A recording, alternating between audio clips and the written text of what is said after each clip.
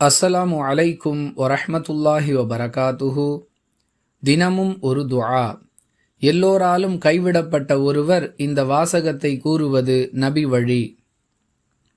அன்பிற்குரிய அல்லாஹுவின் நல்லடியார்களே, நம்மால் முடிந்த அளவிற்கு நாம் நம்மை நல்லவராக ஆக்கிக் கொள்ள வேண்டும், தீமையான காரியங்களை விட்டும் விலகி இருக்க வேண்டும் என்று எப்பொழுது நாம் முடிவெடுக்கின்றோமோ அப்பொழுது நேற்று வரை நமக்கு நண்பர்களாக இருந்தவர்களெல்லாம் எதிரிகளாக மாறக்கூடிய ஒரு சூழ்நிலையை பார்க்கிறோம். எந்த அளவிற்கென்றால் எல்லோரும் ஒன்று சேர்ந்து நம்மை எதிர்ப்பார்கள், நாம் தனித்து விடப்படுவோம், நமக்கு எந்த ஆதரவும் இல்லை என்று நம்முடைய மனம் கவலைப்பட்டு ஏங்கும் நிலைக்கு தள்ளப்படுவோம். இதுபோன்ற சூழ்நிலைகளில் நாம் கவலைப்படாமல் அல்லாஹ் நமக்கு போதுமானவனாக இருக்கிறான், அவனுடைய உதவி நமக்கு கிடைக்கும் என்ற நம்பிக்கையை நம்முடைய மனதிற்குள் விதைப்பதற்காக ஹஸ்புன் அல்லாஹு வ நிஅமல் வக்கீல். மீண்டும் ஒரு முறை சொல்லுகிறேன், ஹஸ்புன் அல்லாஹு வ நிஅமல் வக்கீல்.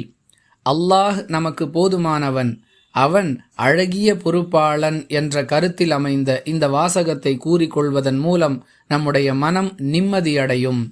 இந்த தகவல் புகாரி எனும் நூலில் இடம்பெறக்கூடிய 4563வது ஹதீஸிலிருந்து கிடைக்கிறது.